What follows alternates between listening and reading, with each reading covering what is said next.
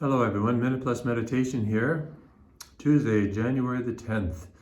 Now we're in the first week of Ordinary Time, so readings take a bit of a different sort of tone, if you will. Till today we're going through the book, starting with Hebrews chapter 2. So God did not subject the coming world about which we are speaking to angels, but someone has testified somewhere.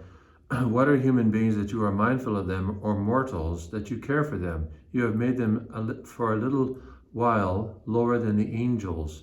You have crowned them with glory and honor, subjecting all things under their feet. So, this just gives us an insight. If you ever had a bad day, read this, because it highlights the dignity that's been bestowed upon us as human beings. I mean, what are human beings that you are mindful of them? He's speaking of God, of course, or mortals, you and I, that you care for them. God cares for us specifically, and it's an ongoing care. You have made them for a little while lower than the angels, and yet we have the possibility of actually rising above the angels in the order of grace, as the Blessed Virgin is the Queen of the angels, you see. You have crowned them with glory and honor. Through the mystery of the incarnation, the sacramental system, we have these enormous, the magnitude of grace, of the mystery of grace that is made available to us as human beings, really should make us pause once in a while, stop and think about it, and ask Jesus to help us always cooperate with him, that we are made a little less than the angels. And the angels, if we saw an angel, we would probably die. No exaggeration, unless God gave us the corresponding grace to actually withstand, the angel. The beauty and the glory and the magnitude of the angel would be terrifying for us. And think of the Old Testament. Every time an angel appears to somebody, they drop. They're on their face, and they're terrified. And the angel reassures them, "Don't be afraid," except Mary. It's interesting because Mary's full of grace. Anyways, and the angel knows that this child is going to be actually his queen in a few moments when she accepts the request made to her by God through him, to be the mother of the Messiah. Okay, so that is the first reading. There's so much there, but gotta clip my wings. Move on to the gospel. This is Mark chapter 1. Jesus and the disciples went to Capernaum on the Sabbath. When the Sabbath came, he entered the synagogue. So Jesus went to church all the time, right? So it's like I always say to people, if Jesus went to church, you and I have to go to church. Come on. So the people were astounded by his teaching.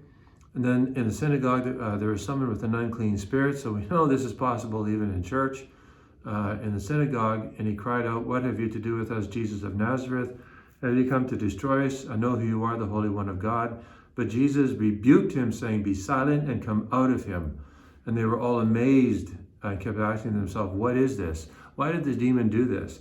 You see, we may not catch our attention, but for the demon to do this, "I know who you are, the Holy One of God," he's trying to actually get control of Jesus by the use of his name.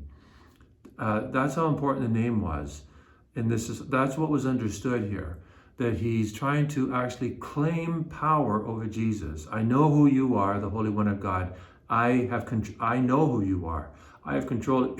So that's why Jesus rebukes him, "Be silent and come out of him," shuts him down, and kicks him out.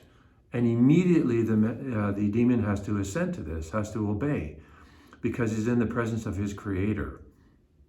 Now, the demon doesn't know this, the full reality of this, but you and I do, and it should strengthen us when we are facing temptations, because we can call upon the name of Jesus.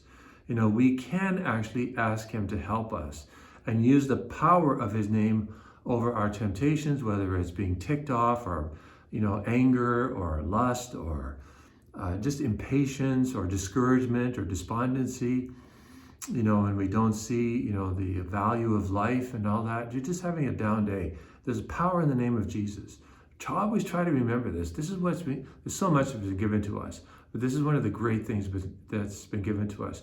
Jesus doesn't shut us down. He actually gives us permission to use his name. So use it with great faith and love. God bless you.